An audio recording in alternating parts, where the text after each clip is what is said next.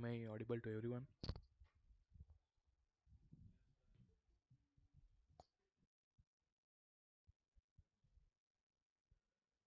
People are still joining.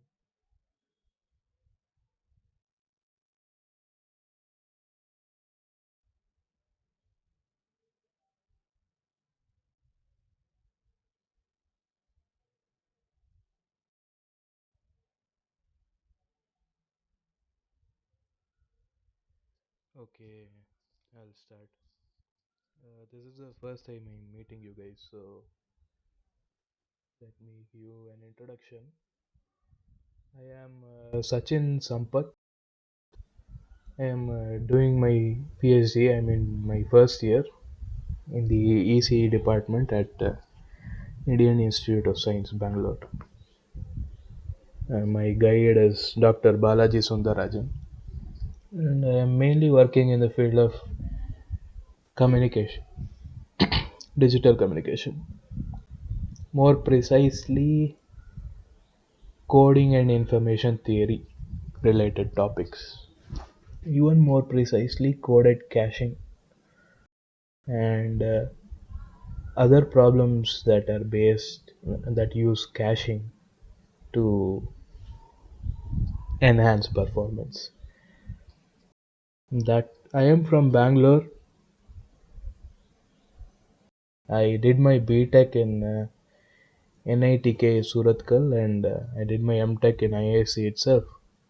So while I was doing my MTech, I took a few courses under my current guide, and he was happy with my performance there, so he took me as his PhD student. Well, that's about myself.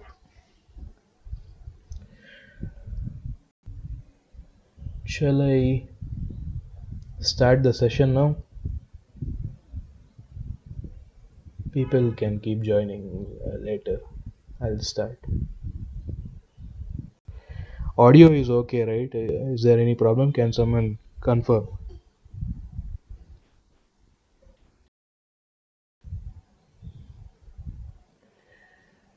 Okay.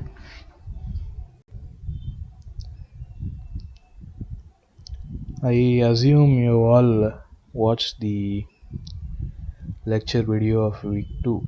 Lecture videos. I'll be solving a few problems from assignments from previous years. So this week's assignment will be similar in structure, I think, but not exactly the same questions.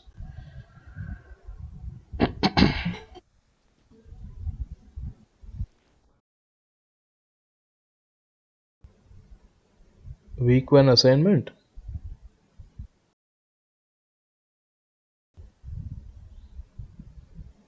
Uh, I didn't conduct a session last week. If that's what you're asking, my session was postponed to tomorrow, 5 to 7, I think.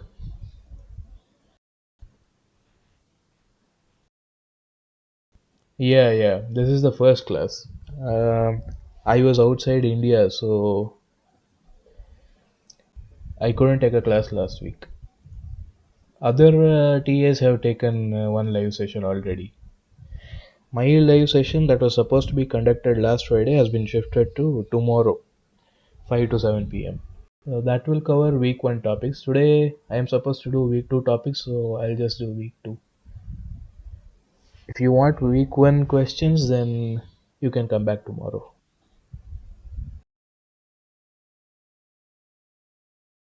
Yeah, from today it will be every Friday 6 to 8 p.m. My slot.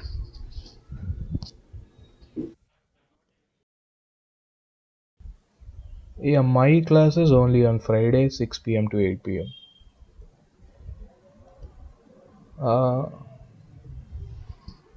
yeah, there will be one session tomorrow and two sessions on Sunday. I'm not sure what questions they will be covering. They might be covering the same questions because we were given the assignment questions that were solved in the previous semester. So they might solve the same questions again. I'm not sure. That's why I from next week I'll try to incorporate newer questions that are not there in whatever I have been given from PMRF or nptel.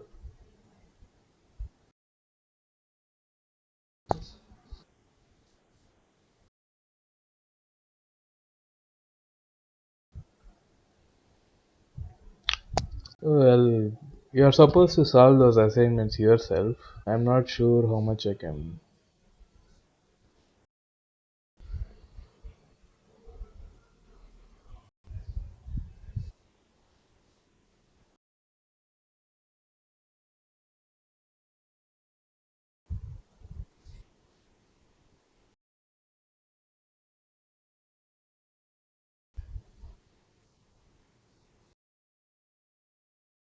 Which PDF are you talking about? Week 2 PDF. Yeah, yeah. Okay.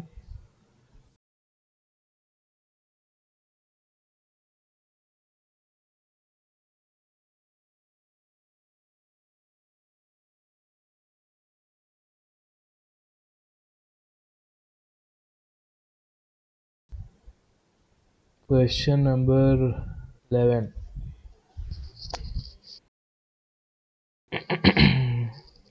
See, this question you have to ask in the discussion forum because I'm not the regular TA for this course. Uh, I am a TA from PMRF, and there we have TA requirements. We need to teach certain hours. So nptel is helping us out by letting us conduct these sessions. So it's a mutual benefit for both of us. We get to do our required TA work, and they get to uh, help you out, students, with the problem solving. But there will be regular TAs that are assigned by the professor who is doing the course, Professor Shantanu, right? So those TAs will be deciding these assignment questions and solutions and grading. I am not related to that, so I can't really correct. Even if what you say is correct, there's no point in telling me because I won't be able to do anything. There is an ask a question or something, right? At the top, there's a discussion forum. Have you seen that? You'll have to ask there, and then the regular TAs who are there will help you out.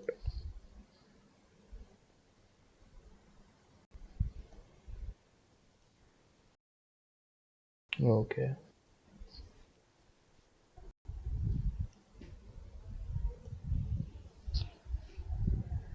People are still joining now. It's better to come early. Well, it's up to you in the end.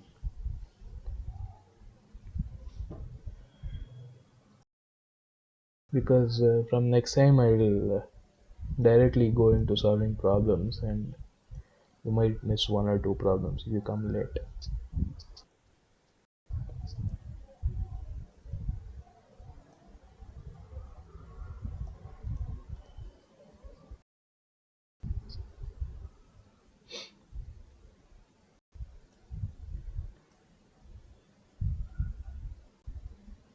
Let me join the Zoom meeting through my tablet so that I can write.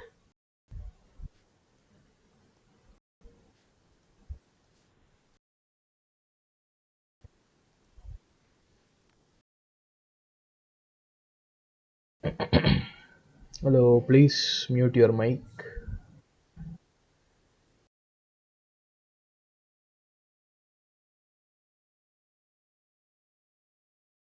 Venkata Subbareddy, please mute your mic. Please mute your mic. I can hear background noise. Yeah.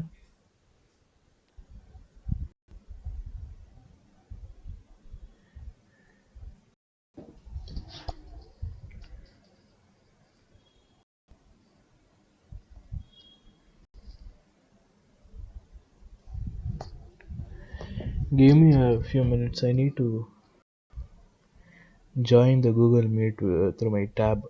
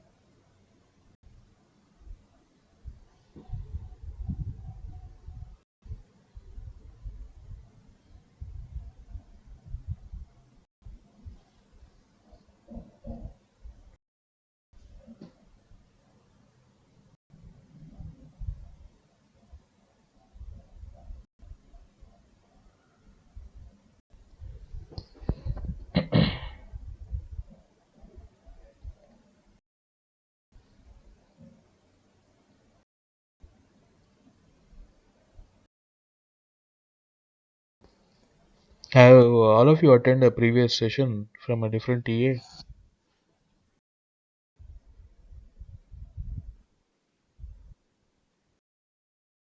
Is this your first session?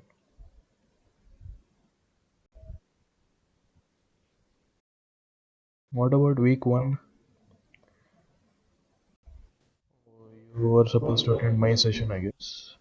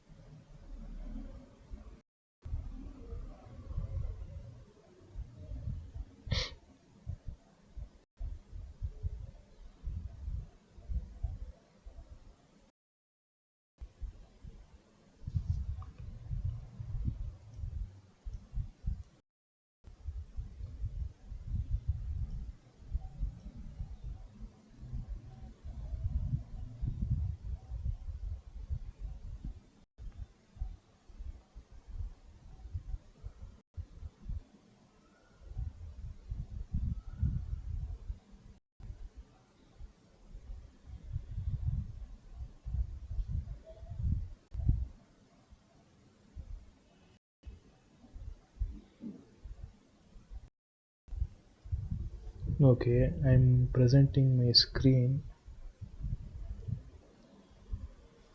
Is it visible to everyone?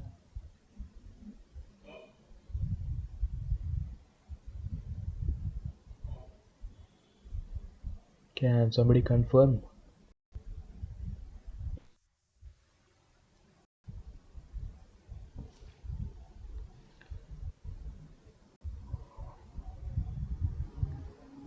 Well, let's start the session then.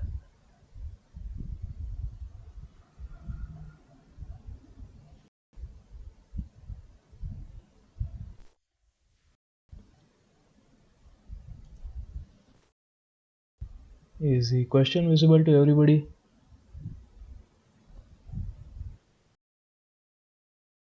So, the question is to find the single precision floating point binary equivalent number of 23 base 10. Um, there are 4 options and one of them is right, 3 are wrong. I'll give you 2 minutes. How about you try to solve and then I'll give the solution. Is that fine for everyone? Yes. Is there a problem? Ah, Suresh has raised his hand.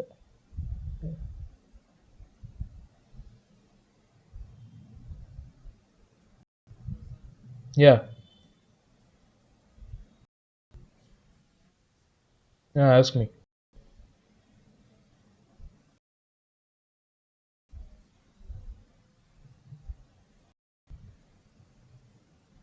Binary to floating point. Uh, that was taught in class, right? Did you not understand what was taught in the lecture? Or is there a specific doubt? What is your doubt?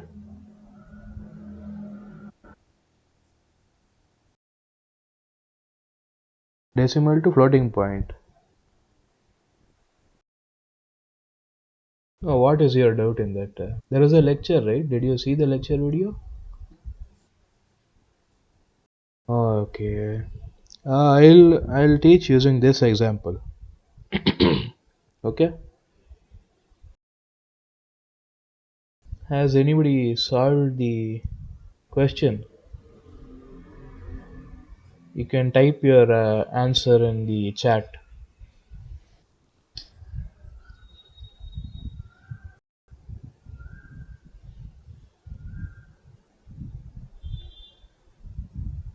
Well, is there anyone else who has not understood this topic or has some specific doubts?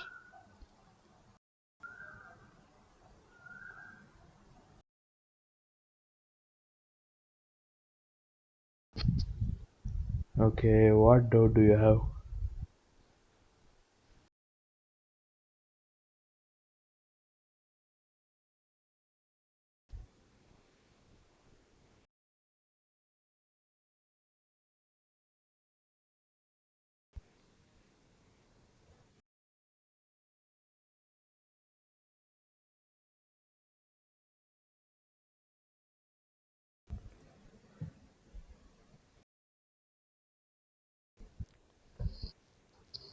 See, as far as I know, whenever they've asked 32-bit or 64-bit, they're usually referring to IEEE standards.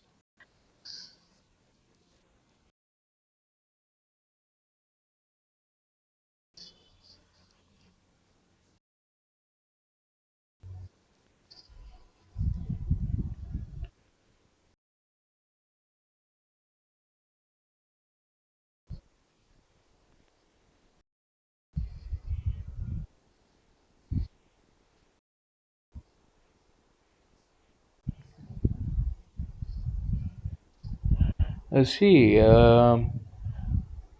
suppose you take a 32-bit format, 8 bits are given for the exponent, right?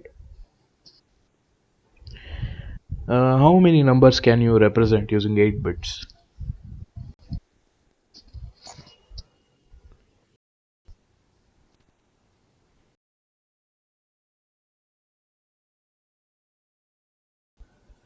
That's 7 bits, no?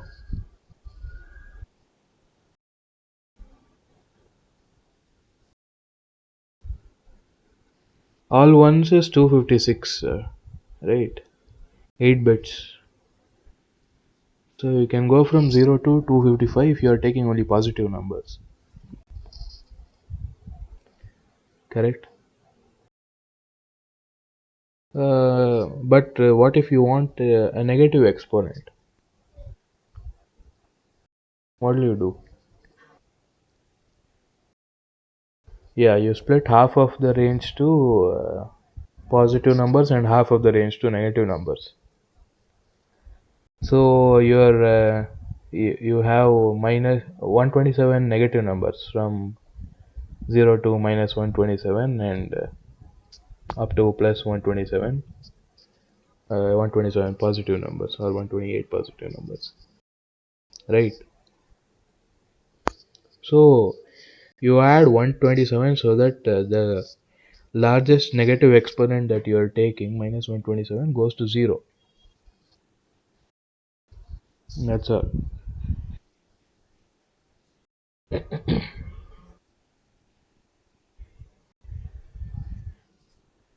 Yeah,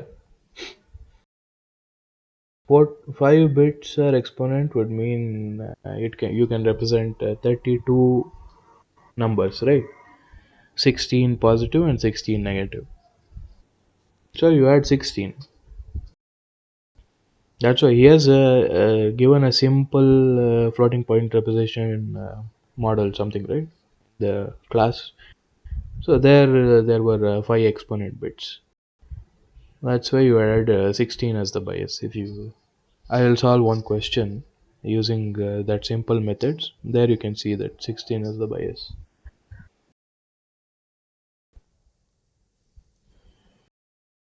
Okay, I'll. Yes, A is the answer. I'll solve it for people who are not understood. Uh, First, what you do is you have been given a decimal number 23 base 10. You need to convert it into a binary number. That was taught in week 1. So you have 23, you divide it by 2. 2 11s are 22, you get 1 remainder. 2 5s are 10, you get 1. 2 2s are 4. 1 1s are 2. 0 remainder. 2 zeros are 0 with 1 remainder. And then you write it in this order. So 23 base 10 is 10111 in base 2. That's the first step. Okay. Any doubts in this part? Well, okay, then what you need to do for IEEE, here I am assuming it's IEEE floating point number because there are 32 bits. You must shift the decimal point in this binary number such that there is only 1 to the left of the decimal point. So 10111, here there's a decimal point and there's the zeros. If you want 1 to the left of the decimal point, then you need to shift it 1 2 3 4 times, and you can write it as 1.011 into 2 power 4. That's the exponential form.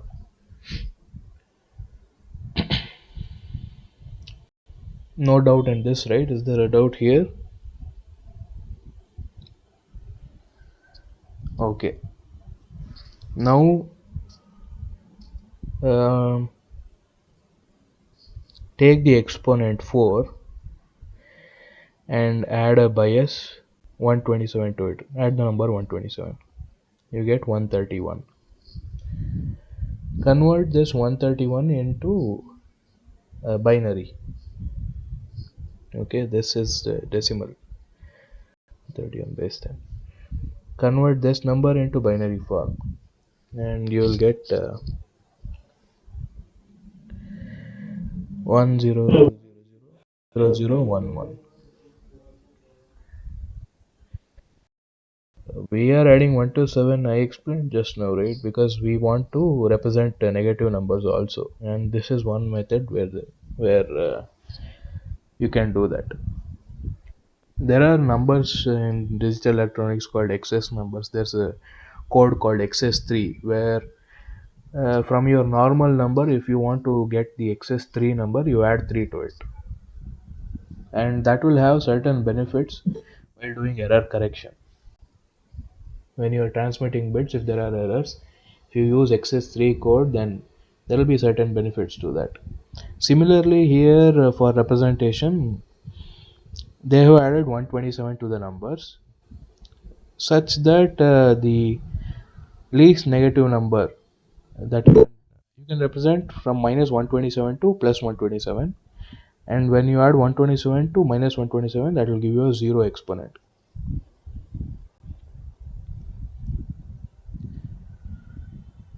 Any doubt? Should I explain that again, or did you understand? No, the person who asked the doubt should say whether she still has a doubt or not.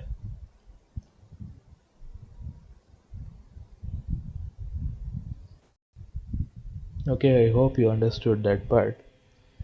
So now what we got is 120, 131 in binary form is the exponent part of our floating point representation. Now we have all the parts that we need to write down the FP representation. First, it's a positive number 23.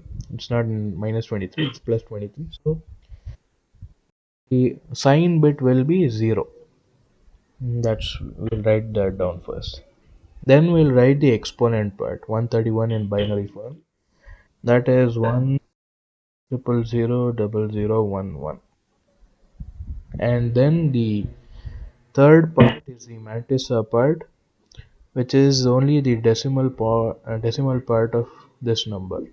So it is 0 to, and you need to write 23 digits for this. So you follow this up with zeros, and this should have 23 digits.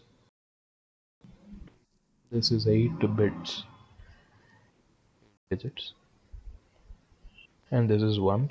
So if you add them up, 23 plus 8 plus 1, 32 digits. That's how you solve this problem.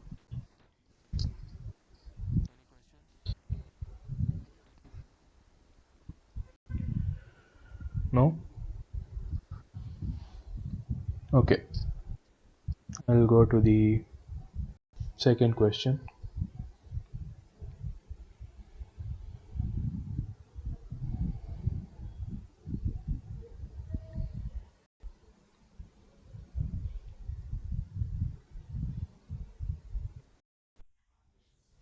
Hmm.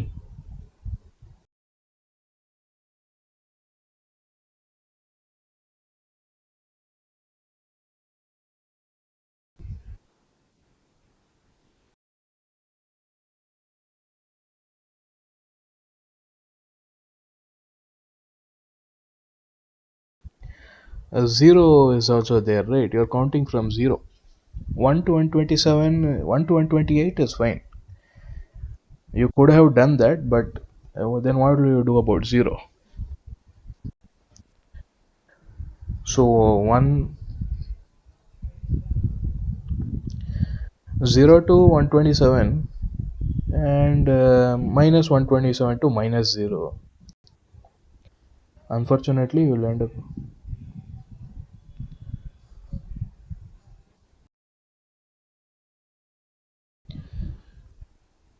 16. Yeah, yeah. Um,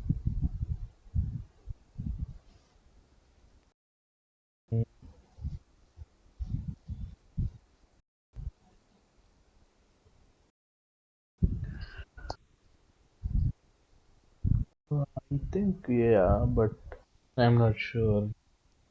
This IEEE says you have to add 127. This is the logic that I thought of.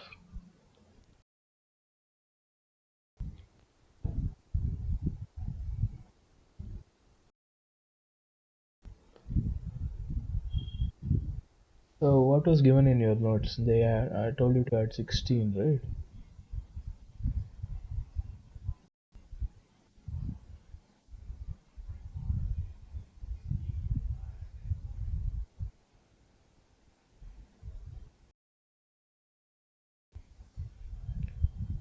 Ah.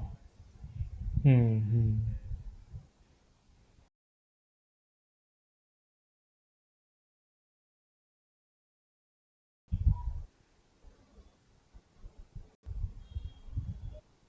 Yes.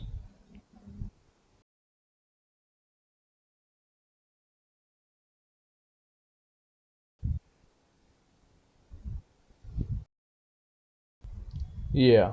You're right here. If we follow that logic, then we would have to add 15 to all the numbers.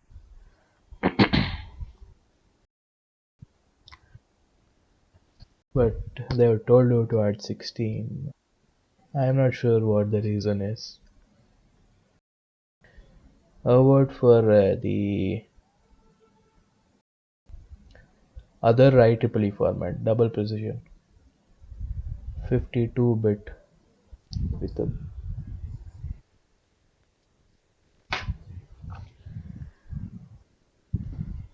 So yeah, uh,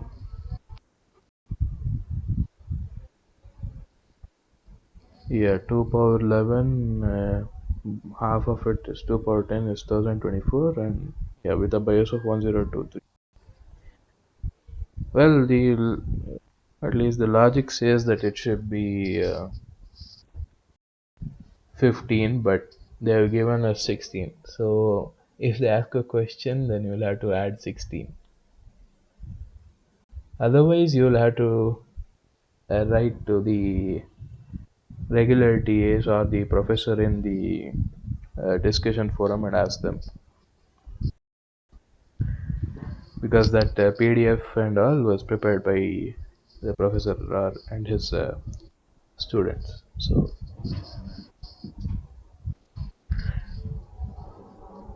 okay.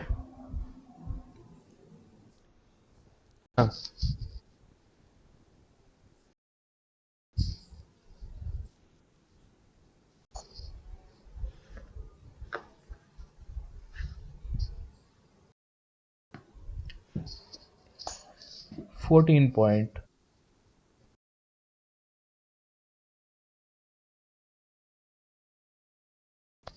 Uh-huh.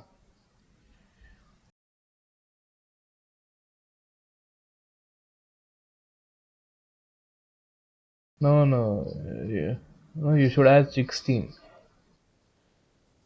Yeah, for the simple floating point method that has been given, you should add 16.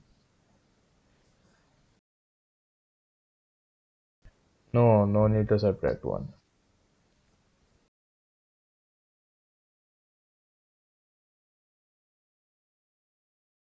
Yeah, but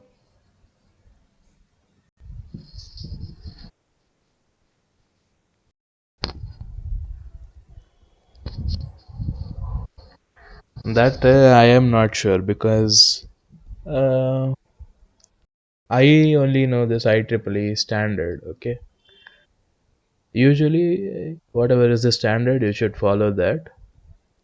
And the simple method that they have given, I'm not sure if it's from some book or something that they thought up by themselves. It's not part of any standard.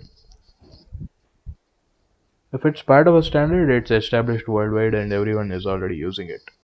So you can be confident with this. Yeah, that's what I explained to the other person also. I don't know the reason why they were added 16,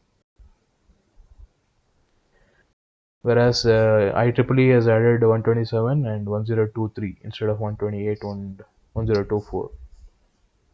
Yeah, yeah,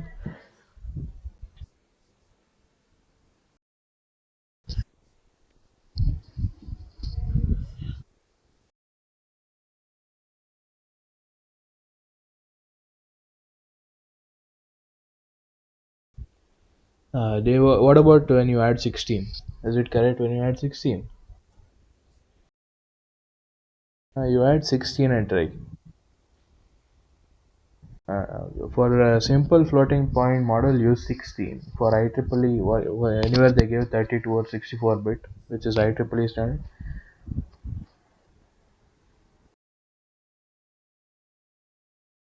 Mm-hmm. The 11th question, right?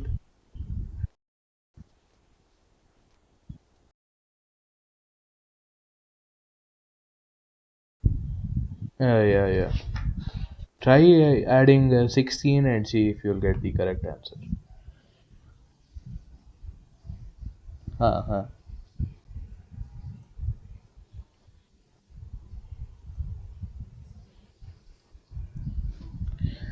Is it? If you give me 2 minutes, I will also try and see.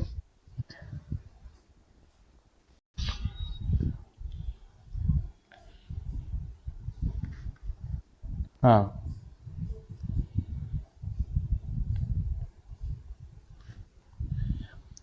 yeah, yeah. That's why I said, yeah, 14-bit. I think it is some example that the professor and the students came up with themselves so that explanation is easier to make you understand. 32 base 10 will be what? 1000.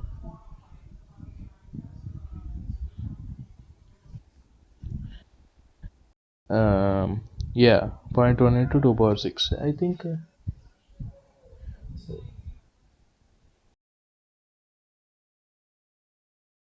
that is a given as an example in their PDF, right? Wait, this is an example from the PDF, right? This was done in the lecture. In the lecture, they're given. Ah, yeah, it is given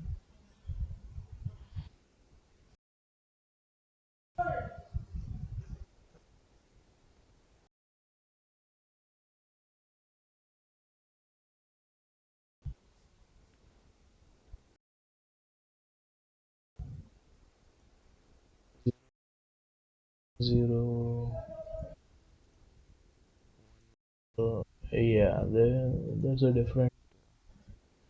Did you try without going for negative numbers?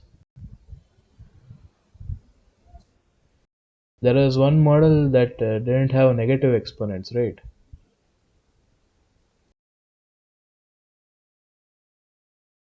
Without bias. Yeah, without bias. No, without any bias. You don't add any bias. Then what will happen?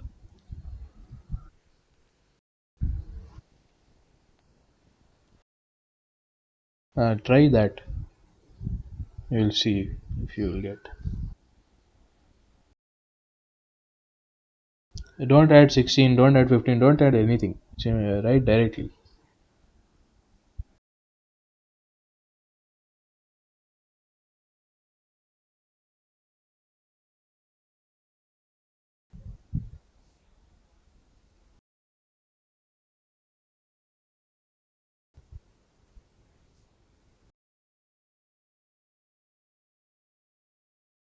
It will be option 1, right? Uh,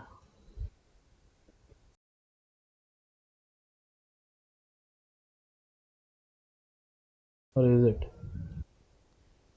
See, at the beginning of floating point representation, he has given one simple model, right? In their simple model, exponents are simply written as is without adding any bias. 16, 15, there is no bias. Don't add anything to the exponent. You try that also. And if even then you don't get an answer in the options, then you raise the question in the discussion forum. Yeah.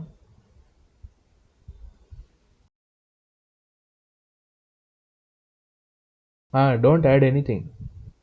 Try that also.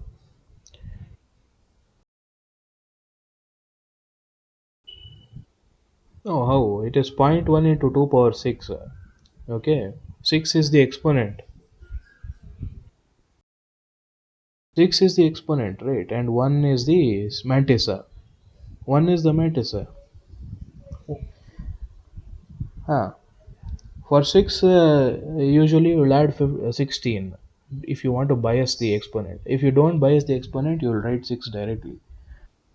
Right? That is the first simple model that they had given for floating point representation. This adding the bias was a revision to that original model because they wanted negative exponents. Assume that they don't want any negative exponents, they are just simply not adding any bias at all.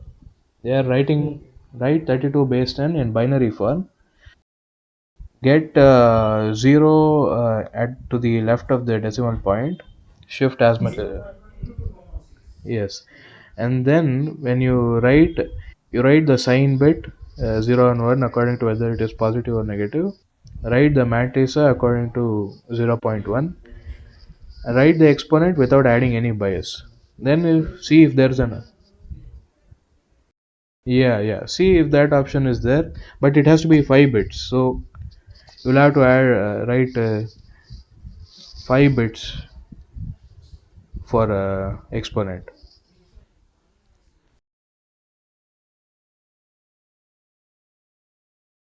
No, the exponent is 6, right? Exponent is 6. So you can add as many zeros to the left as you want. Right. Don't tell don't tell the absent to everybody what fine whatever.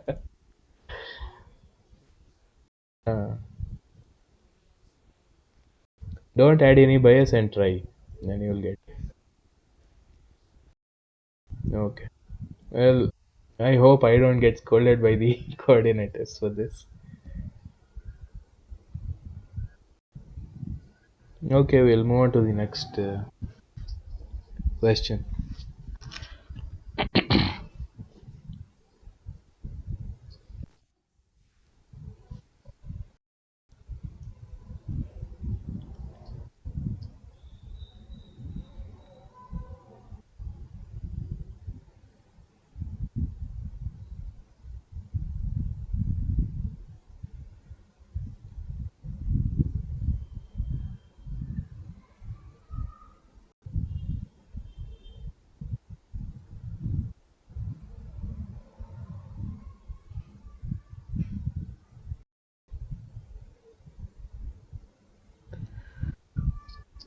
Okay, is the second question visible to everybody?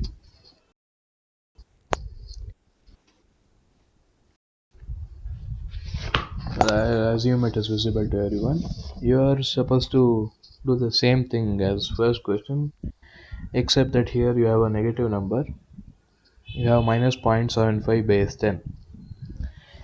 You need to convert to that to 32-bit IEEE single precision format. So since it's a negative number, the sign bit will be 1.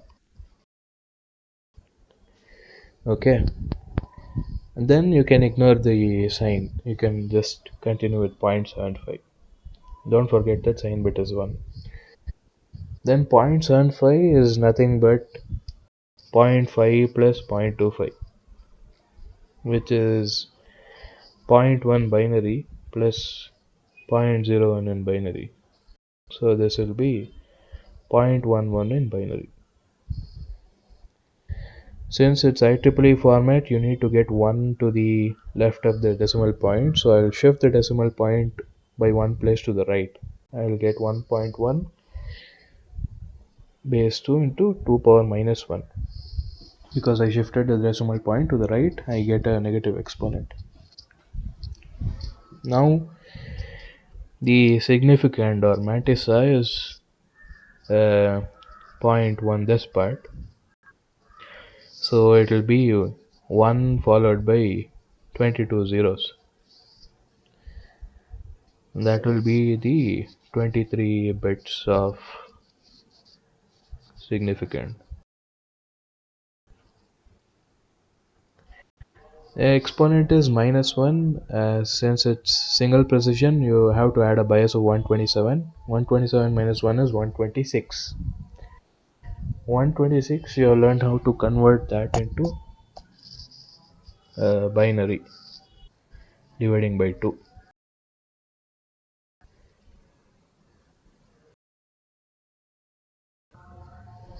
That will be 0, 1, 1, 1, 0 in binary. So this number will be represented as first 1 in the sign bit position, exponent is 0, triple 1, triple 1, 0, and then 1 followed by many zeros, 22 zeros.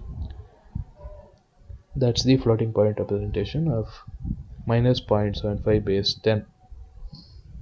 That will be option A.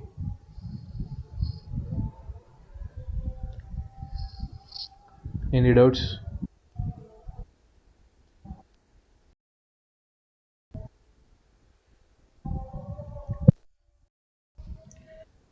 Shall I question?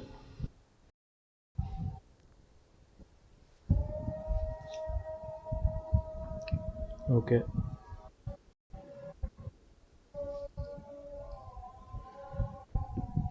Vijay Kumar P.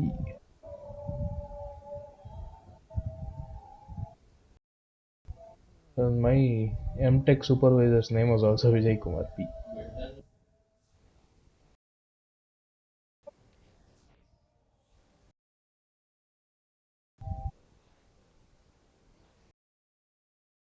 Vikas, can you please mute your mic?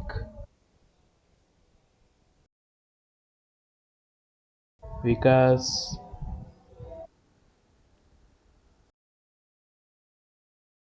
Vikas, please mute your mic.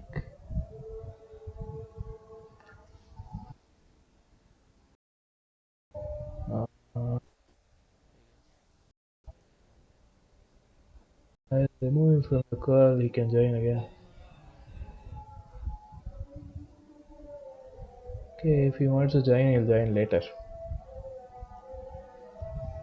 I'll move on to the next question.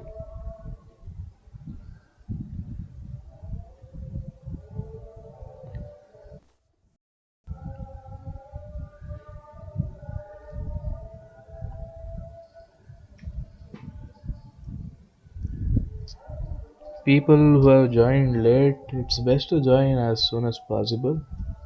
You will get to see more questions being answered and you'll have more time to ask doubts.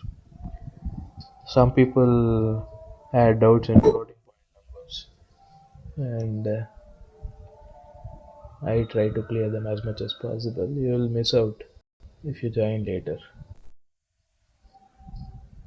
Well,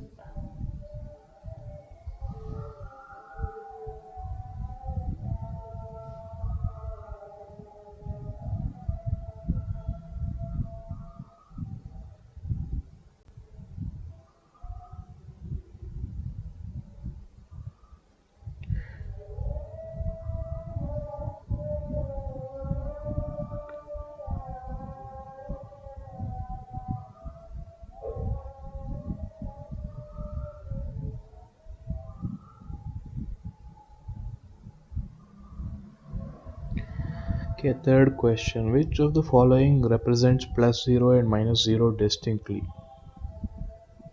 Write your answers in the chat. Vijay Kumar says A. What about others? B.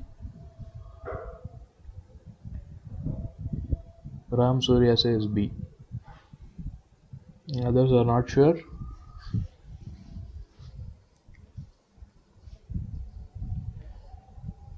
Um,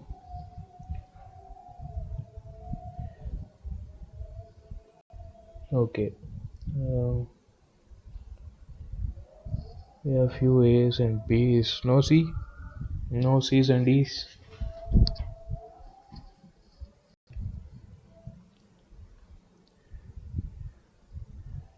Okay, let's see. There was a table, right? Does anyone remember in which week's lecture there was a table regarding this representation of 4 bits in one's complement and all?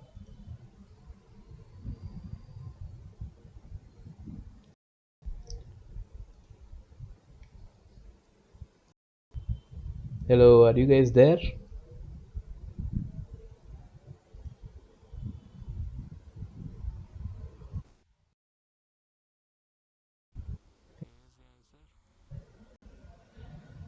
Uh, the others,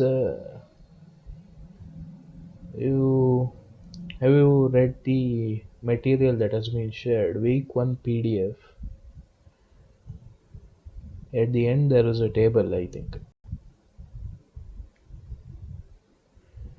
So, page 95 out of 105 in the week 1 PDF. They have given a 4-bit example. There, for all the 4-bit numbers, they have given the interpretation of different numbers in signed form, one's complement form, and two's complement form. You can go and check that.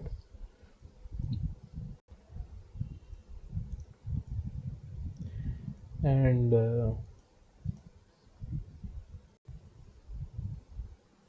Yes, Ram Surya, you are right. In two's complement representation, there is only one 0. In one's complement and signed representation, you have both plus 0 and minus 0. So the answer is option A. You can find this in the week 1 PDF that has been shared with you on the course website. Page number 95.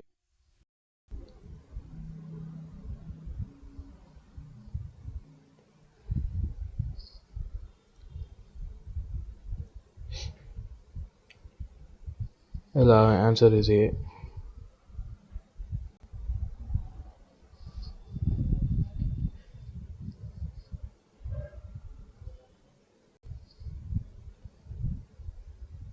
There's nothing to explain in this question. So, any doubts even in this question? If there are any doubts, you can ask.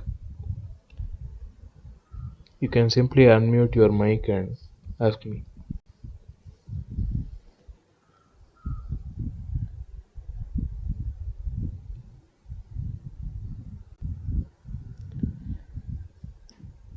I'll move to question number 4.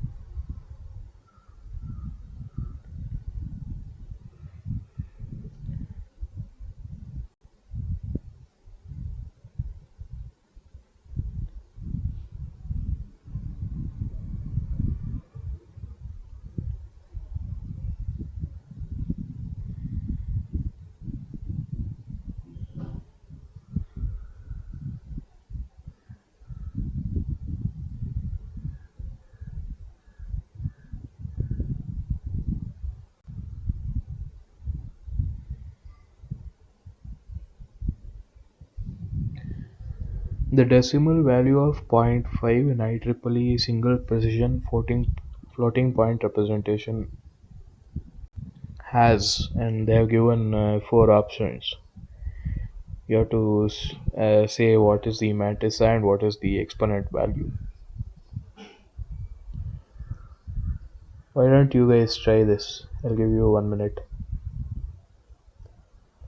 and tell me which option is right. It's a simple question. If you have followed the solutions to question 1 and 2, you should be able to solve this also.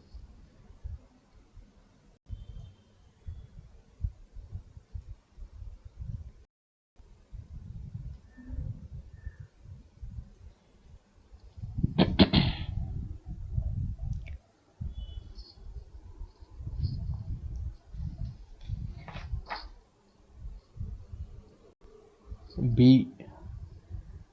Two people are saying B. What about others?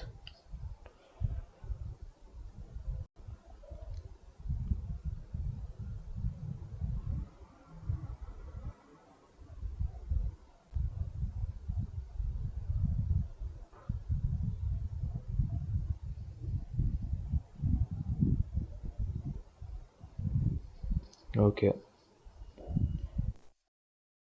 B is the correct answer. Why is it B? Would someone like to explain why it is B?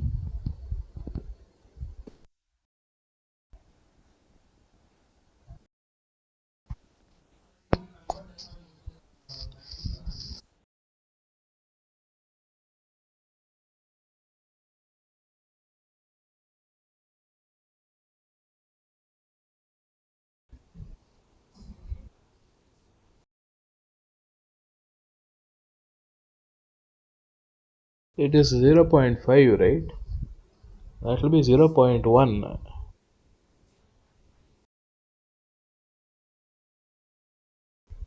Yeah, point 1, point 1. Yes, yes, yes. So minus 1 is the exponent and 1.0, 0. Yeah, that's why it's option B. Did everybody understand Venkata Subbareddy's answer?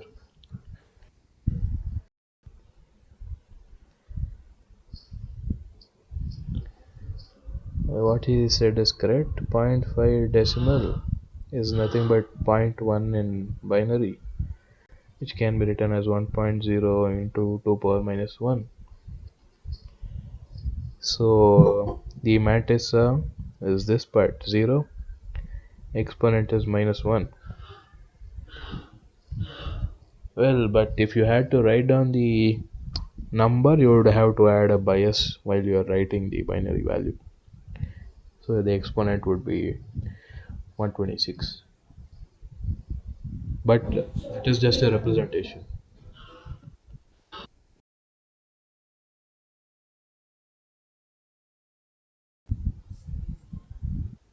Yeah. See, even if you write it, if you add 127 and write 126 in the representation, that is just a representation only. At the end of the day, it means that the exponent is minus 1.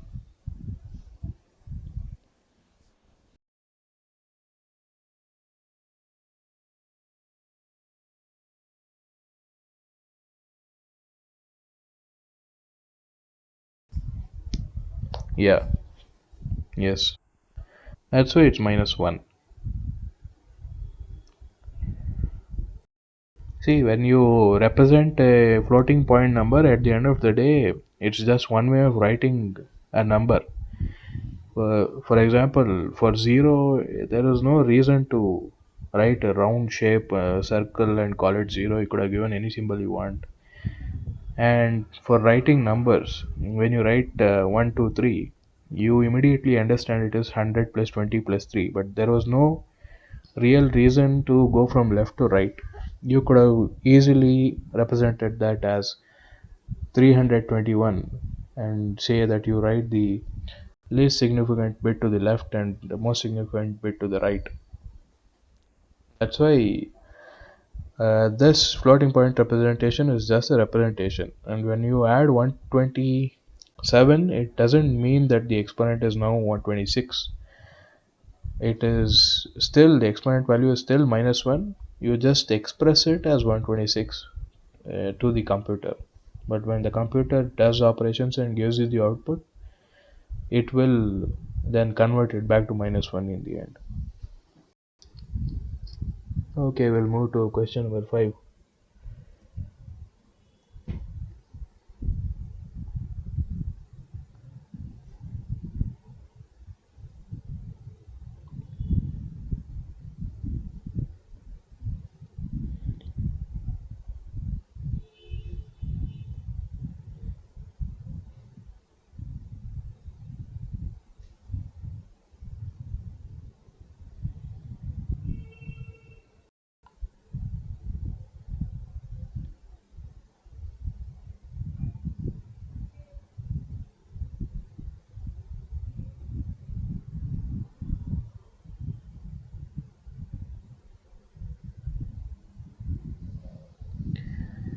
The min terms of AB plus ACD are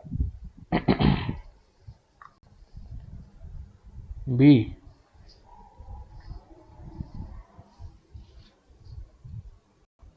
Okay.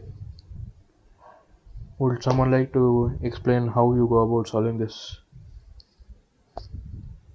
Animesh or Suresh, anyone, any one of you, or anyone else who has answered. Ram Surya.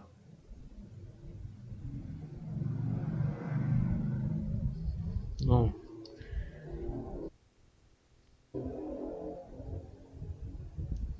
Okay, I'll explain. I hope everybody knows what min terms are. Is there anyone who doesn't know what min terms are? Is there a doubt in this part? Okay. So the expression that is given is AB plus ACD. This is the first term and this is the second term. And we can see that there are four literals A, B, C, and D. And when you're writing out the minterms, each of the terms should have all the literals. But the first term AB does not have C and D. So what you can do is take AB, multiply with C plus C bar, because C plus C bar value is 1. So any term times 1 is the term itself. So AB times 1 is AB. That's why I can write AB times C plus C bar in the place of AB. And when you distribute the AND operation, you will get ABC plus ABC bar. But even these terms lack D. So again you will have to follow the same procedure. For ABC, um,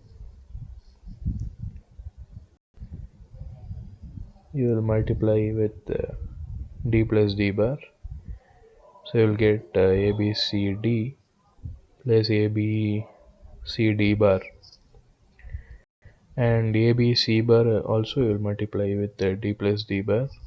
So you will get ABC bar D plus ABC bar D bar.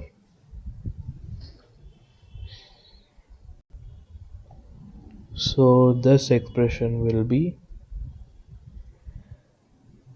ABCD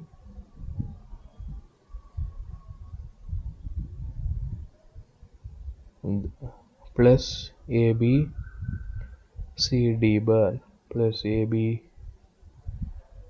bar D plus ABC bar D bar.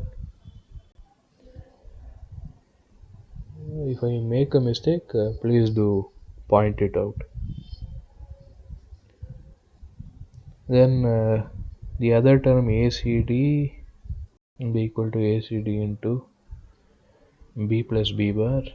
So you get ABCD plus AB bar CD. Now you add this and you add these two terms,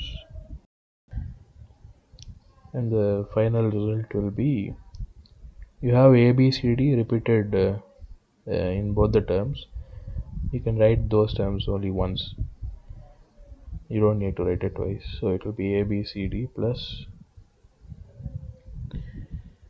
and just from this you can rule out all the other options and say it is option B, because if you check the options other than B, none of them have an ABCD term. So, but just to make sure, we'll write out the other terms also, which is ABCD bar, which is this term. We already had ABCD plus ABC bar D. We have that here, plus ABC bar D bar. We have that here, plus AB bar CD. We have that here. So the correct option is option B.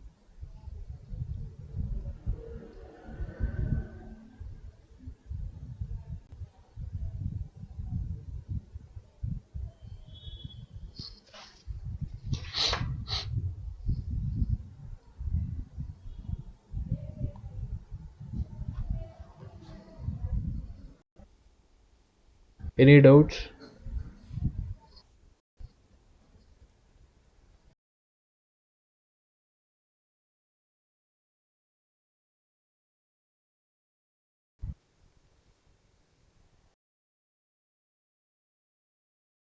Which question?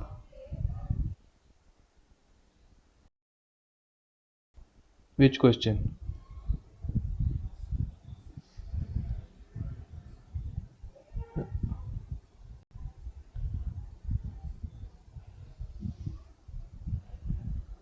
The assignment question.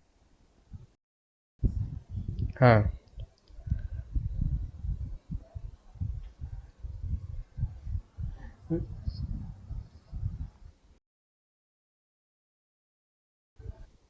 No, you have to write the exponent, but you shouldn't add a bias value to the exponent.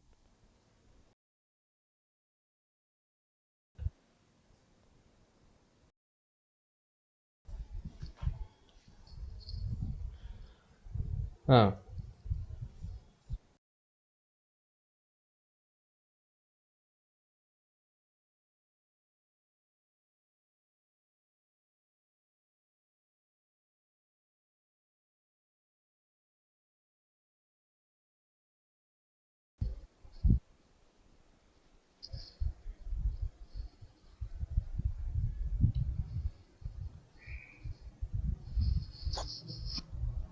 hmm.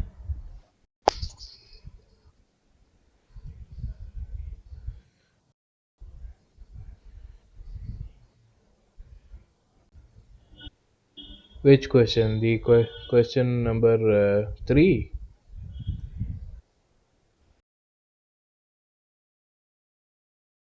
Ah. See, that question is given as an example in your week 2 PDF. You guys should read your uh, lecture material that has been given to you. I've already solved that question. You don't even need to solve it yourself.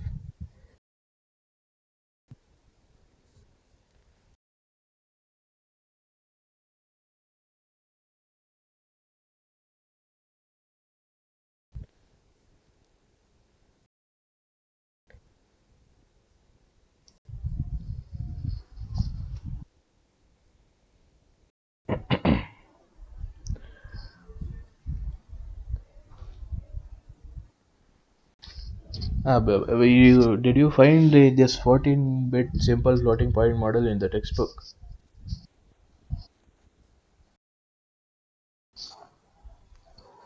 Yeah, this 14-bit thing, I think it is an example that the professor came up with himself so that students can understand easily, because it is a bit more difficult to deal with 32 bits and 64 bits, right? So maybe these discrepancies are rising because of that. So regarding these questions, the assignment questions, I can't really change anything. Uh, huh.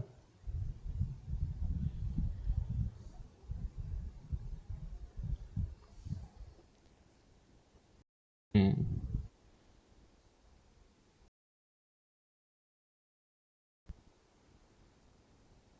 Uh,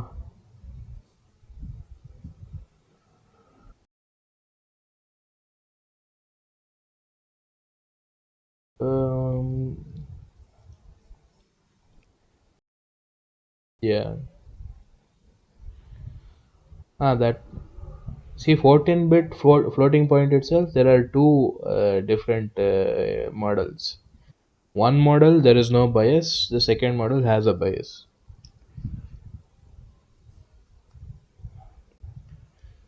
For 14-bit model, yes. Uh,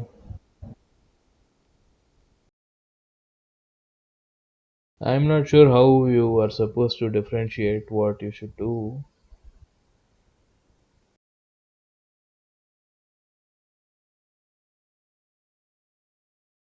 That you'll have to ask in the discussion forum, because in one question they've added 16, in the other they have not added 16. Is that right?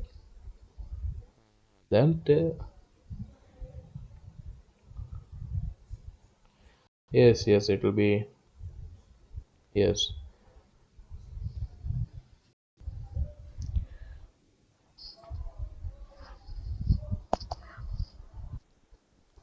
Ah, for exams, I don't know what you're supposed to do. It's best to raise this question in the discussion forum. Tell them that in question 3 you have added 16, in question 11 you have not added 16. So, what should we do? Should we add 16 or not? In the exam, you ask them in the discussion forum. Whoever has set the question will have to answer that. I didn't set these questions. and then make sure it is clarified, because like you said, it will be difficult in the exam. Otherwise you will have to do both methods and see the options, and whichever option is suitable you will have to do it.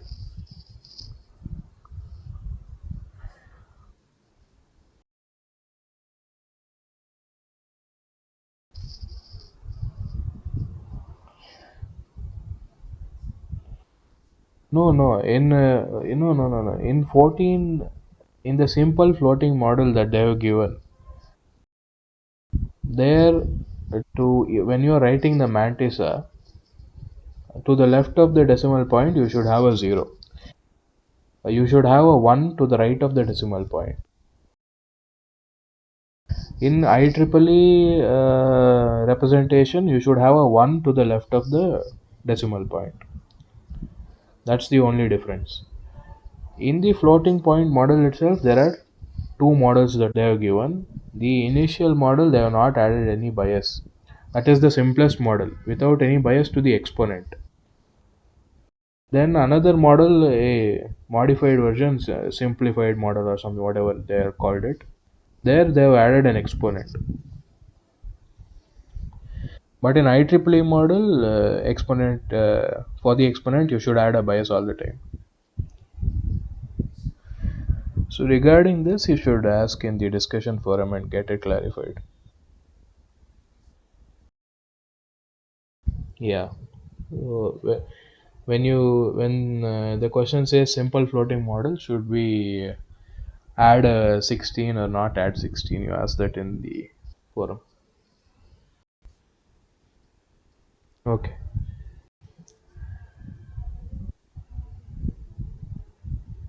I will go to the next question then.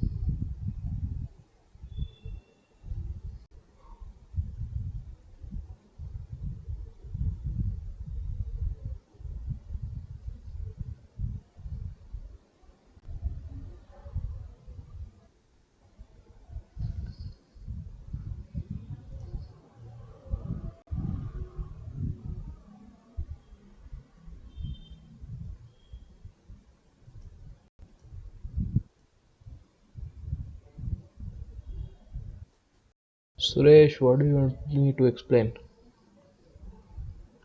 Question number 6.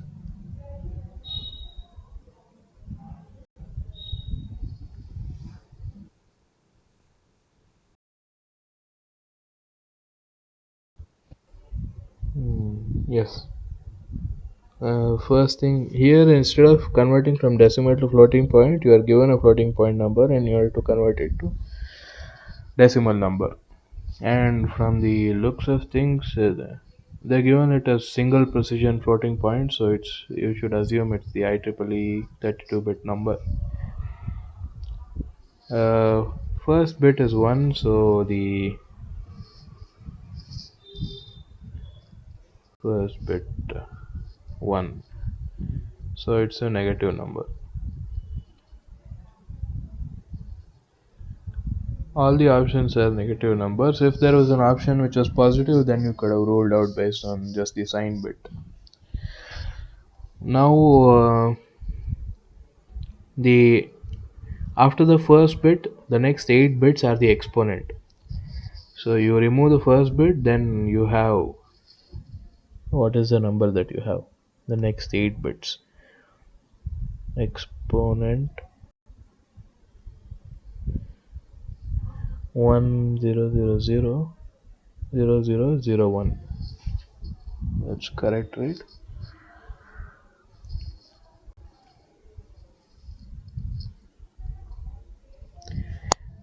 And what will this number? This is in binary. In decimal, this will be 129.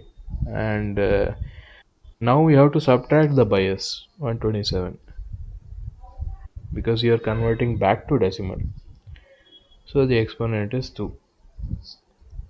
Matrix is the remaining part. It starts with 0 1 and continues with 0 1 0 0. Lots of zeros are there. So in IEEE format, the matrix will have 1 to the left of the decimal point, that is implied, and then the remaining part is 0 1 0. So this is the number. uh, you add all these parts up, you get it's a negative number, and then is 1.01 times 2 power exponent 2, which is nothing but minus 101 in base 2. In decimal it will be minus 5.0. So the answer is option C. Any doubts?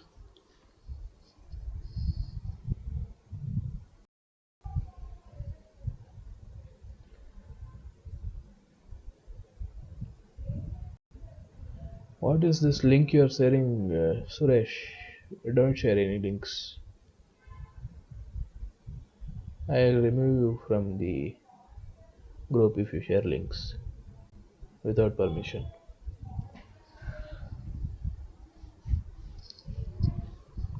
How to assume? If they have given single precision floating point, then it is IEEE standard. You simply assume that. If they have given 14 point number, then you assume that it is the example model that they have given in the lecture. If they have given double precision, then you assume IEEE double precision standard. From what I have seen, they have not asked double precision anywhere. Mostly single precision has been given. That's how you assume. You want me to explain it again? They want you to write the decimal equivalent of this single precision floating point number. The first bit is the sign bit. Since first bit is 1, the number is negative number. The next 8 bits are the exponent bits. The next 8 bits will be 1000001 in binary, that is 129 in decimal. Since bias would have been added when you converted from decimal to floating point, when you are converting in the other way around, you have to subtract 127. So you get 129 minus 127, which is equal to 2. That is the actual exponent. And the remaining part of the number is the matrix. Since it's IEEE standard, you write 1, put a decimal point, and then write the matrix. That will be your number. Now it's a negative number, so you put a negative sign, and the exponent is 2, so you multiply by 2 to the power 2. You will get minus 101 base 2, which is minus 5.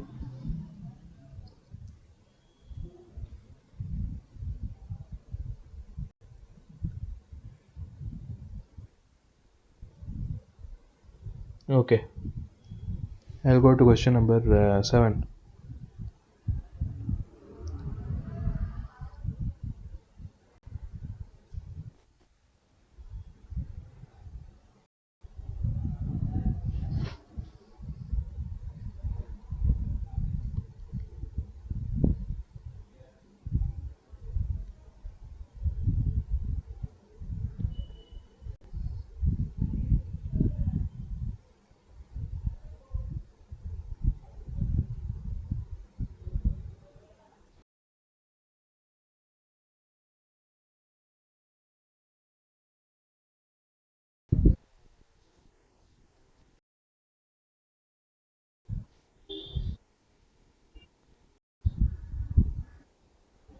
I didn't understand your question.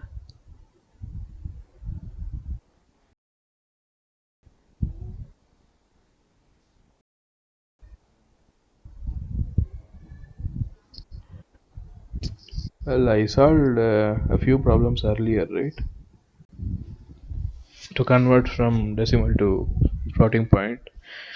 If you wanted to do it, do it. Okay. That's why you have to join early. So you get the number minus 5.0 in decimal. It's a minus, a negative number. So the first bit of your floating point number should be a 1. If it is plus 5.0, then the first bit should be 0. And then this decimal number you convert it into binary. 101 base 2 is 5 in decimal. 101 base 2, then this 101 base 2 would mean that it's zero point 0. You need to shift this decimal places to such that there is a 1 to the left of the decimal point. So if you shift it by 2 places, you will get the decimal point here. So there will be a 1 to the left of the decimal point. And then this number can be written as 1.01 into 2 power 2, right? Now the exponent is 2. You add 127 to that. 2 plus 127 is 129. You convert this to binary, which will be 10000001 base 2. That is your exponent. You write it after the first bit. 1000001. Then you take your mantissa, that is the decimal part of this number, which is 01. You write 01 later, and then you need 23 digits in the mantissa, so you fill up zeros in the rest of the places. Okay, I will go to question 7.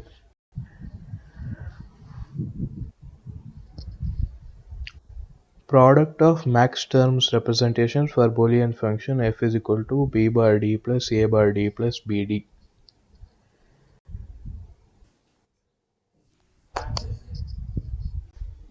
B is the answer. Yes, you are correct. How did you do it?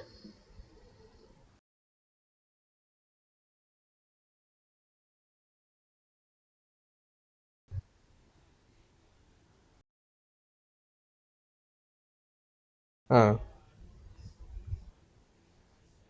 okay.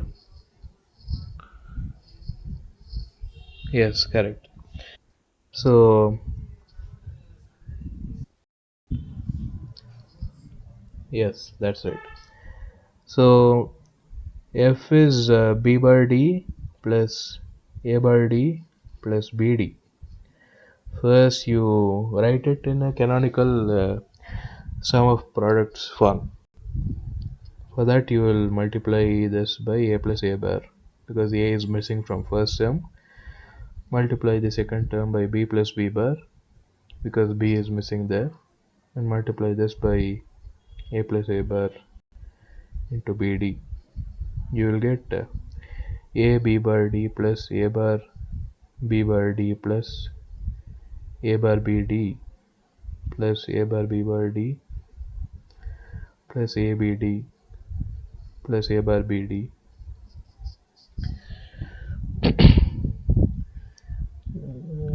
Some terms are repeated, we'll remove them. A bar b bar d, um, you wrote this, a bar b bar d is here and here, plus a bar bd, which is here and here, plus a bd. So we have 4 terms. In terms of the index of minterm, you write it as summation of minterms. What is a b bar d? It is 101. It is 5. It's the fifth minterm. A bar b bar d is the first minterm. A bar bd is the third midterm, and ABD is the seventh midterm.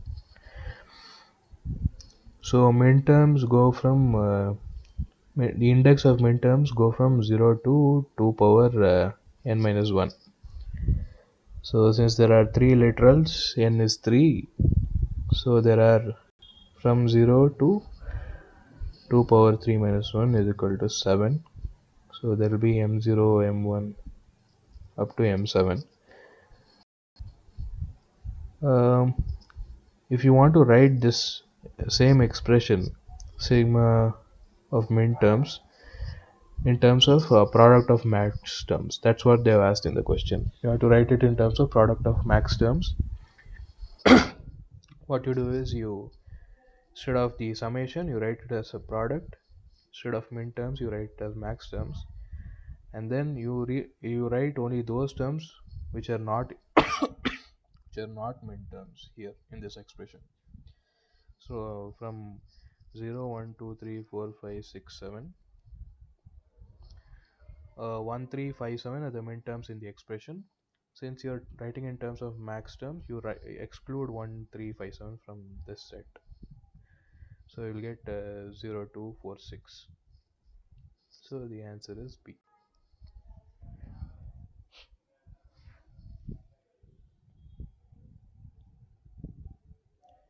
If there are doubts, you guys should unmute yourself and ask. Don't raise your hand, I won't be seeing the screen.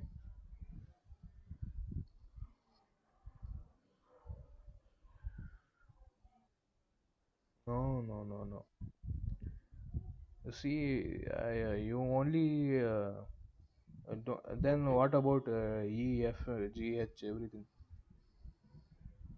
How about I add Z? Vishwanathan. Wow. No, no, it's not like that. Otherwise, you will have to add E, F, G, H, everything. You see the terms.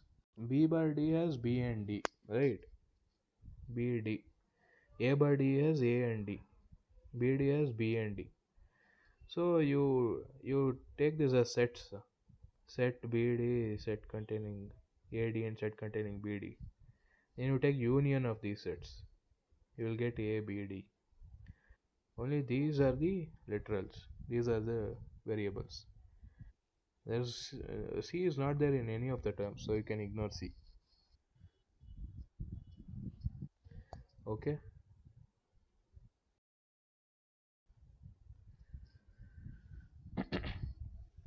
Okay. If anyone has doubts, you can just unmute yourself and ask me, because there are only half an hour left. There's only half an hour left, so I need to cover a few more questions. I won't be looking at the screen. I'll go a bit faster.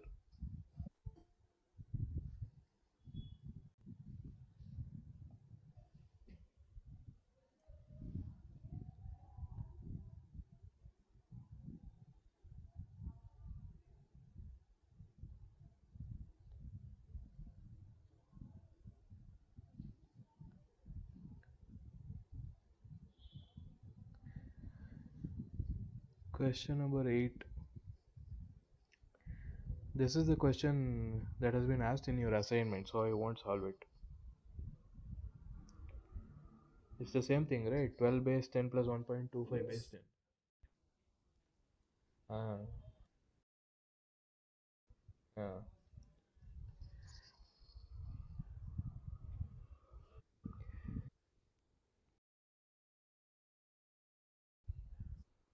Yeah. Then at least for this assignment, you add 2 power of 4 and write the answer. Then you ask them to give. Yeah, yeah.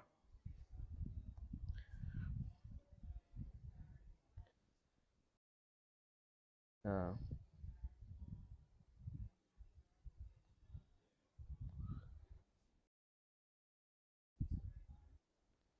okay.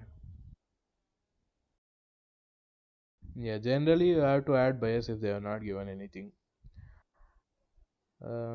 Since there was no option that was corresponding to that, then I told you not to add the bias, but it shouldn't be like that. You ask for clarification from regular TS, okay? I'll go to the next question.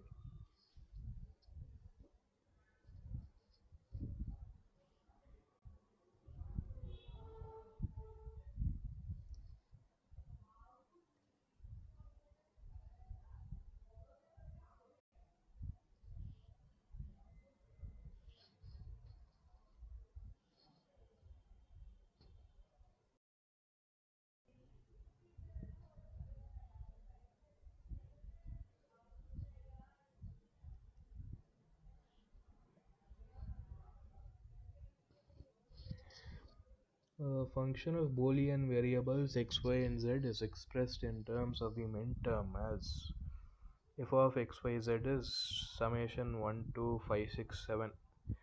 Which one of the product of sums given below is equal to f of x, y, z?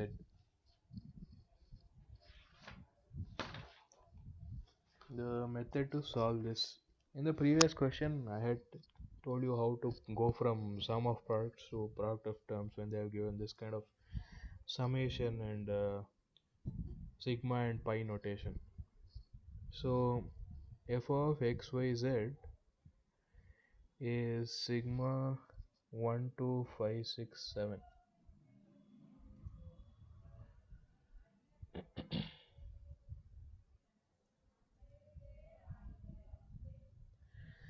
And which can be written when you write it in the product form. From 0 to 7, you remove 1 2 5 6 7. What will you get? You will get 0, 3, and 4. So these two expressions are equivalent, this one and this one. Only one is sum of products, the other is product of sums. At the end of the day, you will get the same function. So if you had followed the lecture, you would be able to write the terms from this index 034. So when you're writing product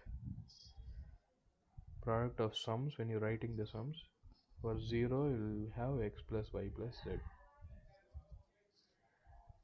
and for 3 you'll have x plus y bar plus z bar, and for 4 you'll have x bar plus y plus z. It's not D, Animesh. It's B. I've written the solution. D has x plus D does not have x plus y plus z, but my answer has x plus y plus z. That is only present in option B. So option B is the right answer. You don't even need to expand the other terms. Is there a doubt in this? If someone has a doubt, you can ask me. Has everyone understood how to write the expression in terms of this index?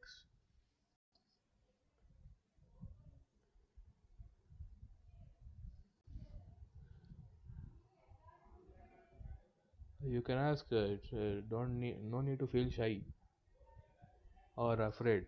I am just a student.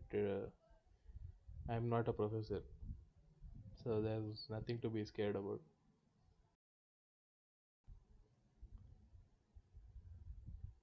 Okay. It's okay to give the wrong answer. No problem. At least you are giving answers. Many students are not trying. It's fine. I'll go to the next question then.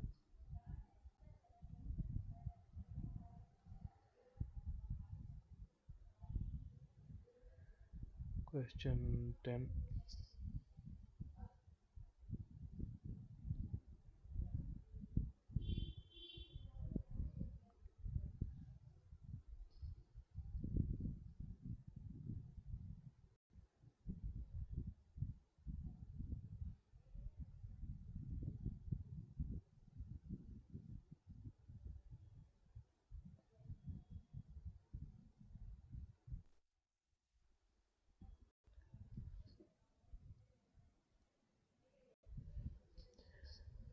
Simplified form of the function f of a b c d.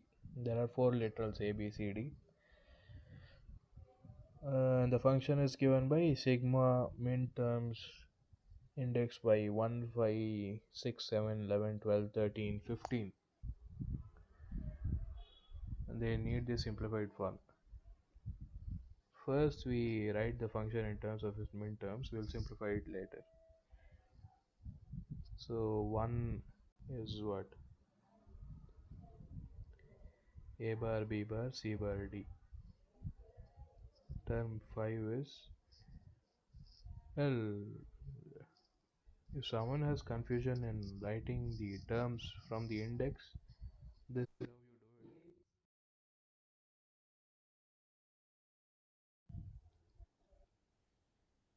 it. Which one is that? Option C.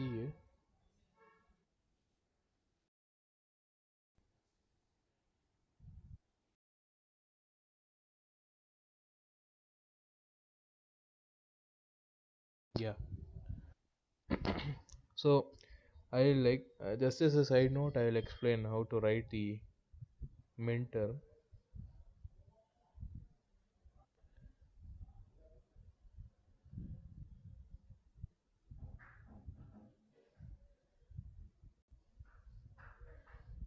from the index.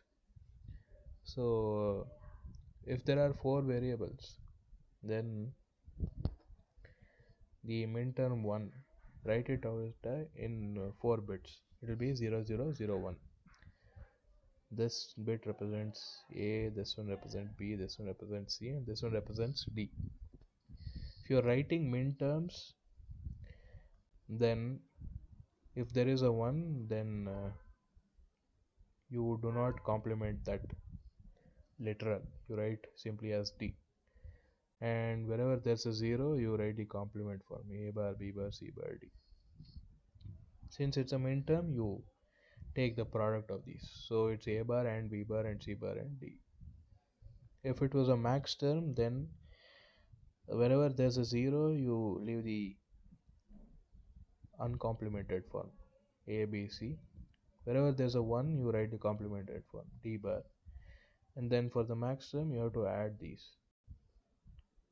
This is how you write the min term and max term just by looking at the index given in this expression. So I'll write down the remaining expressions. For 5 it is A bar B, C bar D. For 6 it is A bar B, C, D bar, A bar B, C, D plus A, A B bar C, D is 11. A B C bar D bar is 12. A B C bar D is 13 and A B C D is 15. Now to simplify, you can see that the first two terms, these have A bar, B and D as common. So you take out that A bar, no wait, A bar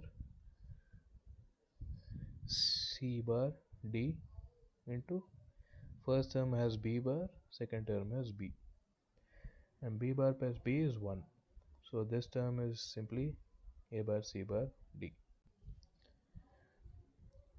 Similarly, you group the next two terms, they have A bar B C common. So you can write that as plus A bar B C into D bar plus D.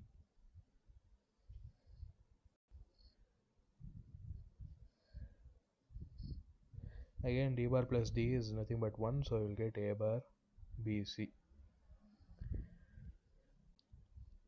Next, you can group this term with this term. ACD is common, so I will get it plus ACD. And these two terms, AB C bar into D plus D bar. So that is AB C bar, which will be option number C.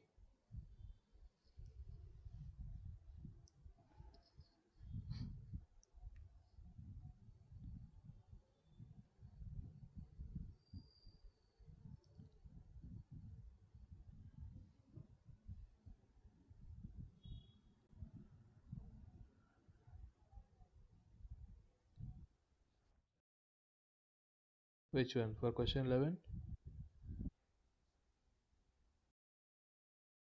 This one. Okay, we'll check. We'll solve it and check. Easy. Let's try it out. We have AB plus ABC plus AB into D plus E. You have AB common in the first two terms. You can take that out. AB into 1 plus C. This you can write it as AB and 1.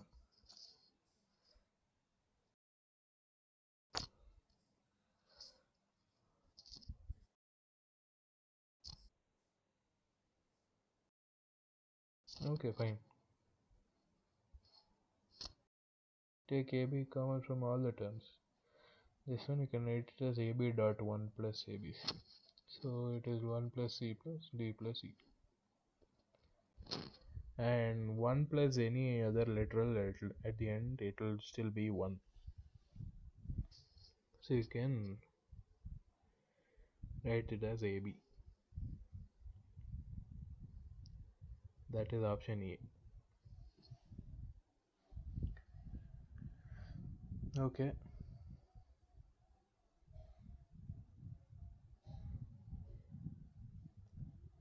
Any doubts in simplification?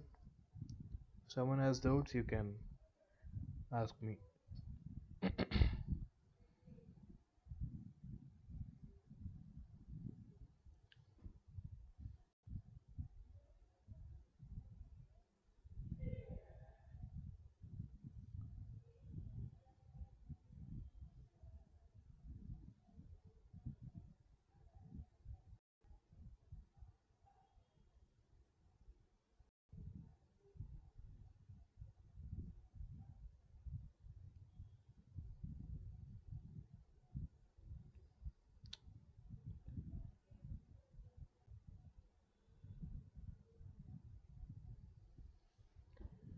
Question number 12. They have given a Boolean expression and you need to simplify simply using all the different laws and theorems whatever you studied in class. So we'll write it out. A plus B bar plus C plus D bar. That's the first term. You have B plus C bar. That's the second term. You have whole exponent and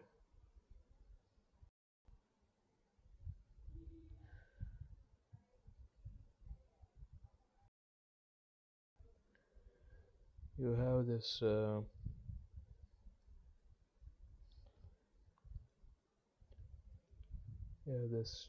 or theorem or whatever it is. A plus B whole bar is equal to A bar B bar. So this will be complement of the first term times complement of this term. Then again you apply the same thing inside these terms also.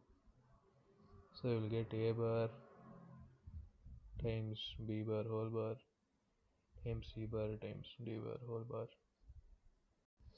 into B bar into C bar whole bar. It will be nothing but A bar B C bar D into B bar C. So you have C and C bar that are ANDed together and you have B and B bar. So both of them will give 0. So the entire thing goes to 0. Answer is option D, like the student said earlier, Venkata and Animesh or whoever it was. Okay, others also can try to answer. Your answer doesn't need to be right, but at least if you try, it will be helpful for you. I don't lose anything whether you try or not. I just need to do the session and go. If you have doubts, also you can ask me. That is also one part of this session because the professor will be busy with his work. Ah, ah.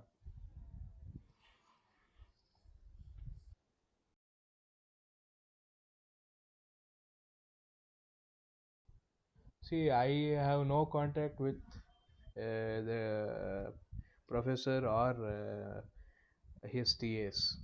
I don't know who set the paper. I don't know who will correct it.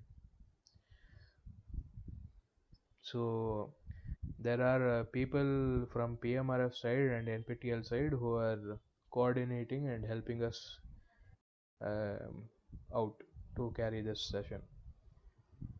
So most of the time, even I have not talked to the professor.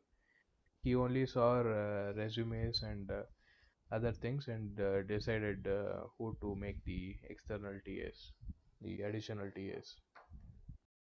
So whatever you are going to do, I will have to do the same thing. There won't be any difference.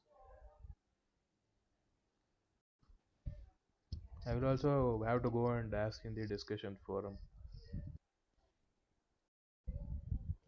I will ask the whoever I am in contact with. I'll ask them what the student should do in this case.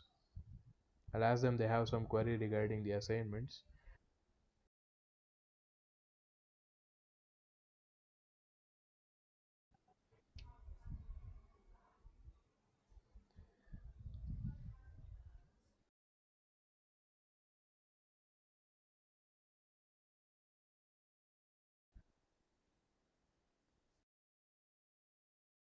See the people who are the people who I am in contact with are also only organizers. They are only coordinators. They are just coordinating between us external TAs and the NPTL team, and even they don't have direct contact with the professor. Hmm.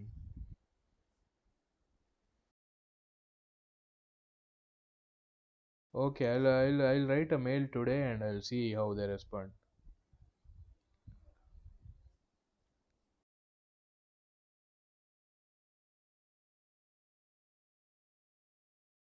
Okay, okay. I'll send a mail and see what I can do. But I can't give you any guarantees. You also try, I will also try. We'll see what happens.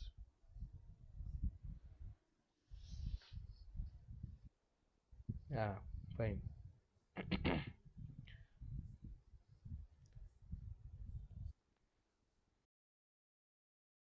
Okay, I'll write a mail to whoever I am in contact with. Yeah, NPTL coordinators.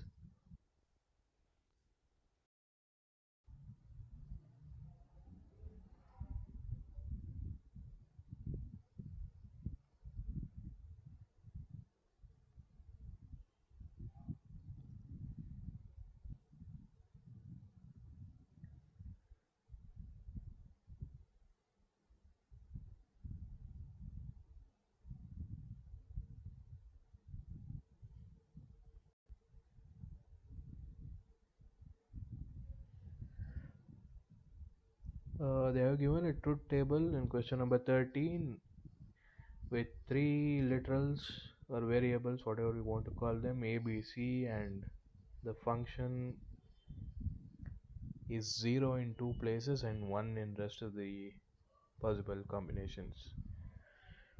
And they want us to write the product of some form from the truth table. When you want to write the product of some form, you look at the zeros in the function value. So you get a 0 here and you get a 0 here. Now, now you can see. Okay. So you have a 0 here. This 0, the function value, and you have a 0 here. And the max term corresponding to this 0 is A is 0, B is 0, C is 1. So it will be A plus B plus C bar. And for the term, last term, it will be A is 1, B is 1, C is 1, so it will be A plus B plus C. And you take the product of these max terms. You will get, yes, Venkata is right. Since it is max term, one when there is one, you should write the complement form. So this will be A bar plus B bar plus C bar, and you write the product of these two terms, A plus B plus C bar into A bar plus B bar plus C bar. So it is option B. Okay, two more questions to go. I'll try to finish in 10 minutes.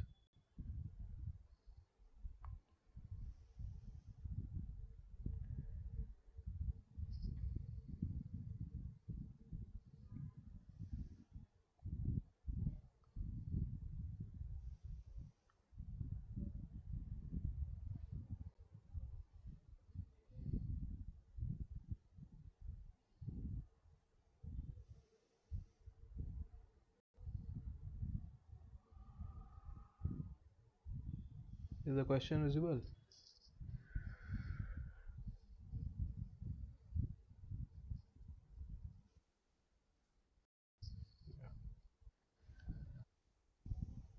They have given a bit pattern, and they have said that it represents a 32-bit floating point number in IEEE 754 single precision format, and we need to find the decimal value. So it is the opposite procedure. Yeah, it is the opposite procedure of first and second question. So first bit is 1, so 1, so it's a negative number.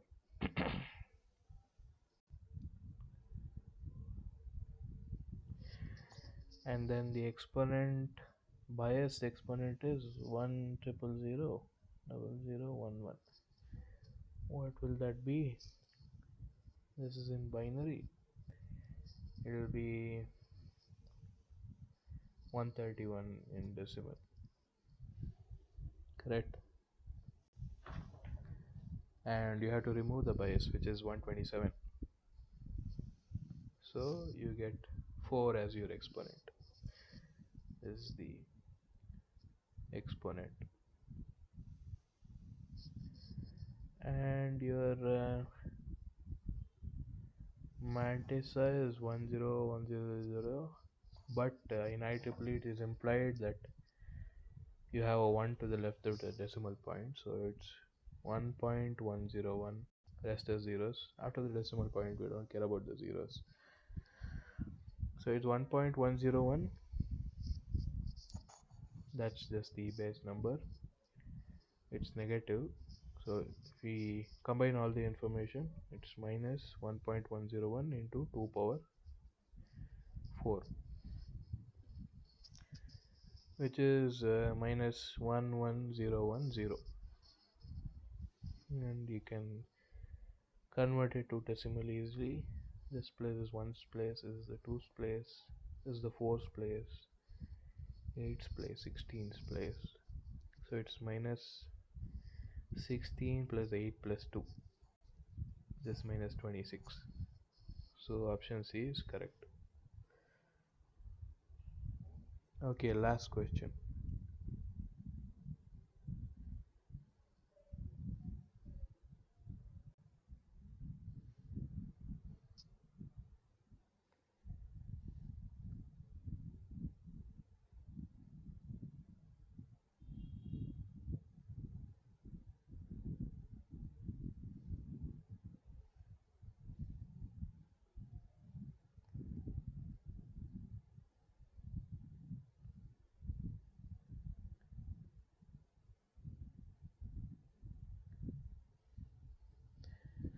Which one of the following gives a simplified sum of products expression for the Boolean function? Function is m0 plus m2 plus m3 plus m5.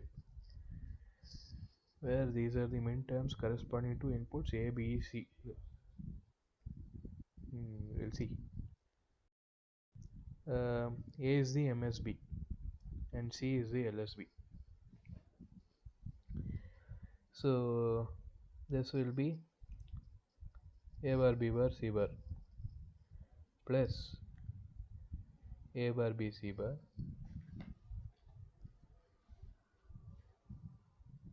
plus A bar B C plus A B bar C.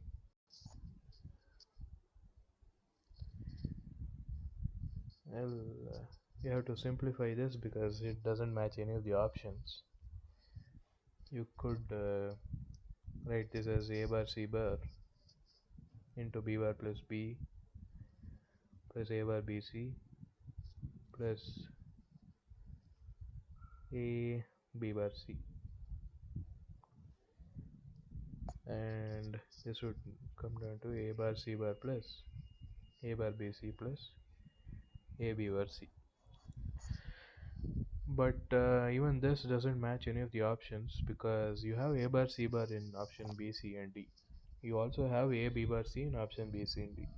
The middle term has only two literals in all the options B, C, D. But my expression has three literals, so I have to eliminate at least one of these. I should eliminate A, B or C. I'll take what's common here, A bar, and write it as C bar plus BC plus A B bar C. Then I'll use the distributive law to write this as C bar plus B into C bar plus C as A B bar C, which will be A bar into C bar plus B. C bar plus C is 1, so when you multiply or when you AND with 1, you get the expression itself. So that will vanish from the term. This will be A bar C bar plus A bar B plus A B bar C, which is option C. Wait, it's option B.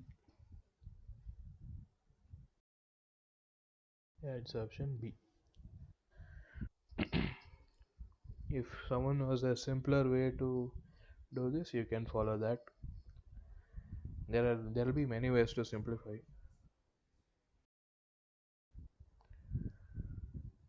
How do you neglect it?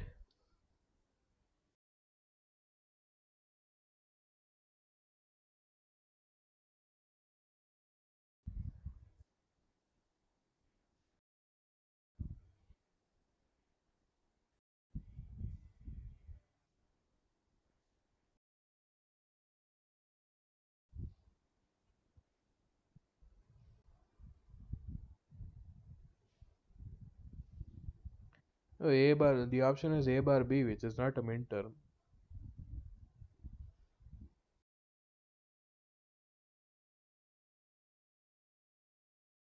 Huh.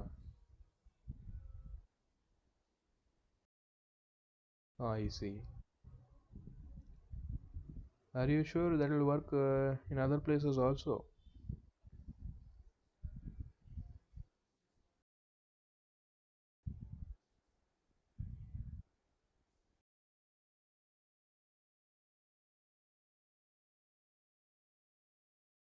Uh, yeah, you can do that also. A bar B C plus A bar B C bar. They are M2 and M3, is it? So yeah, that's also fine. Uh, well, if you want to write it this way, here you can write A bar B C twice,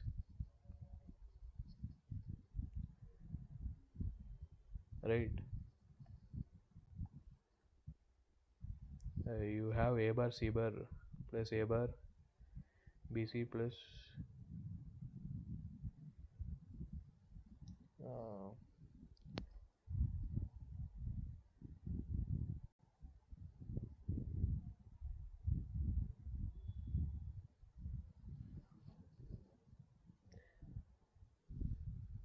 I don't know whether that will work in other examples also.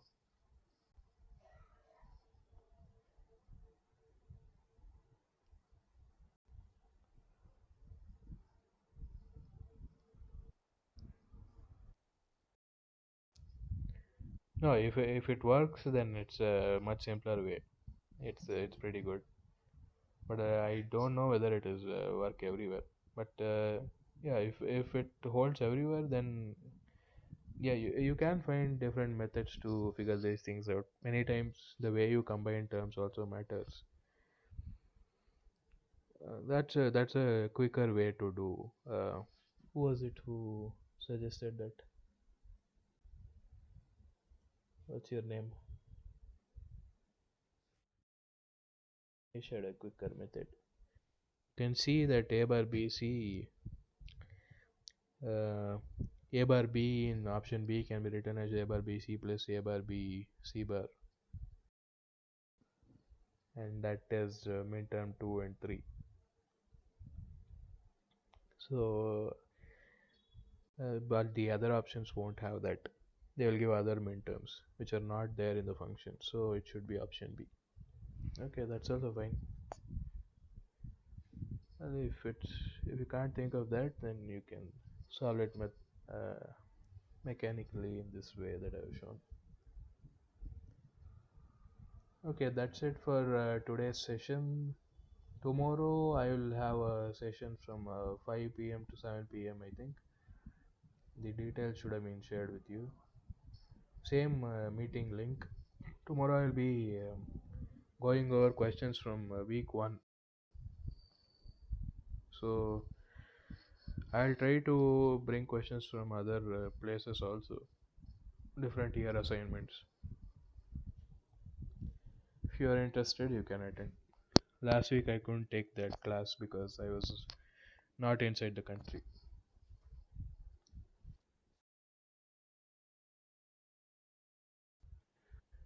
Which one? The notes I am writing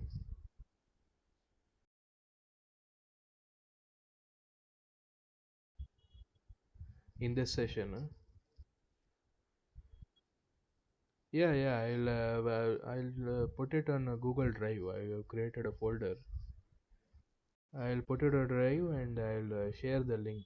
We have a form where we need to share the video also. We need to upload it on YouTube, and then whatever questions and notes that we have written, we have to upload it on Google Drive. So you will get links for both of those things. If anyone has any other questions, general questions also, you can ask. Uh, week 1 material also you can ask, or you can attend tomorrow's session and I'll go over week 1 questions.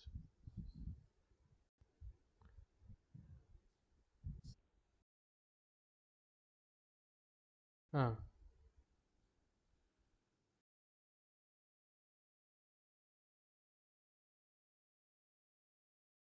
ah,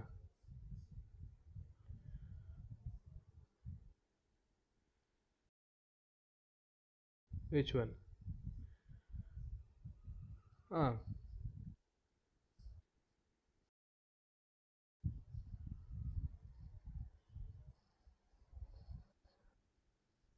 no, this thing you have to practice. As long as you practice a lot of questions, you will be able to solve these in time. Because these are questions similar to what they will ask during exams in NITs and IITs. And these may be even simpler. They may ask even more, even harder questions in those exams. And since you are getting certificate from nptel, that means that this course is conducted by IIT Kharagpur or Kanpur. Which one is it? Uh, so that particular institute is certifying that you have sufficient knowledge regarding this topic. Then they will have to hold you to whatever standards that they have, right? Otherwise, it will reflect badly on the IIT that is conducting this course. Yeah, these things they're No, no. If you practice, it won't be too hard. Hmm. Hmm. Hmm. Huh.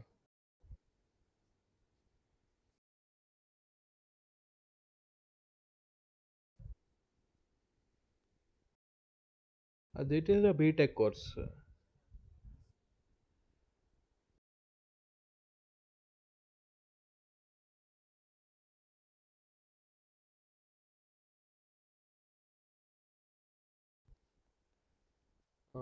That there's nothing I can do.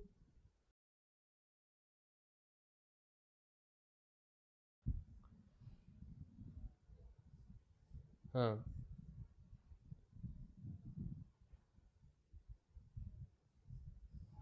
Yeah, what will they discuss? What extra things do they have? You can leave. You can leave. No problem. Whoever wants to listen to Venkata's problems, then you can stay. If you also have the same problem, you can stay and listen. Others can leave.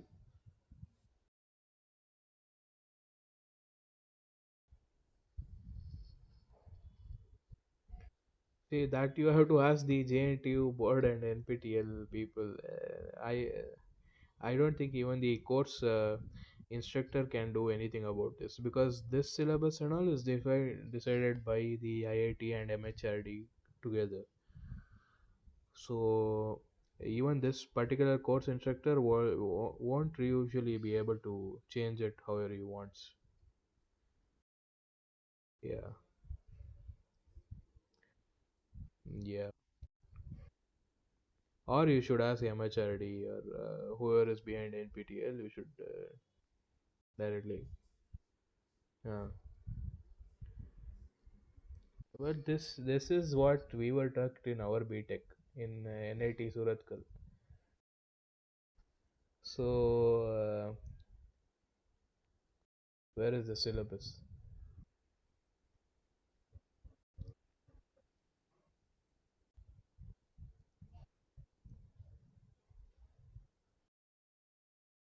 Where can I find the syllabus about the course?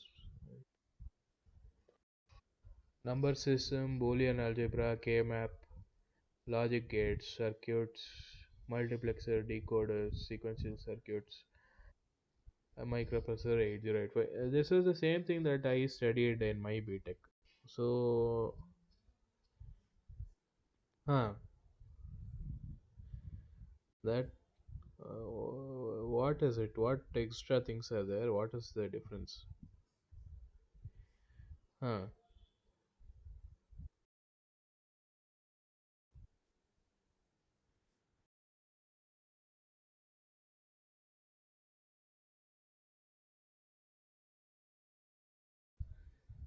See, that's a different course. That's a completely different course. This is just a digital circuits course, and it's a basic fundamental course that you learn in your second year just when you come. Or yeah. So this is not an advanced course.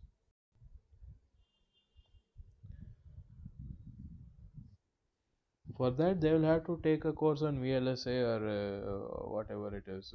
Yeah, they'll have to take a VLSI course. If they want to learn Verilog and VHDL. Yeah, this course is just a basic digital circuit course. There's actually no. You build very simple circuits. You can see, right? The course has multiplexers, decoders, and sequencers, and there are one or two components with very few transistors. Then they will have to take a different course. I don't know why they have told them to take this NPTEL course, but hmm, huh,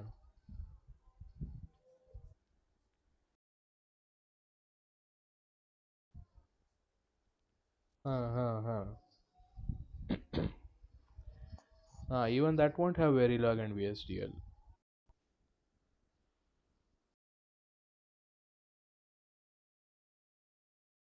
For that, you will have to go to. Yes, yes, computer architecture is only on that. the yeah, delays and sequencing, whatever it is. Yeah, for that Verilog, VSGL, and design, whatever it is, you'll have to take a logic design course. Yeah, we can't cover that. This is out of syllabus for us in this course.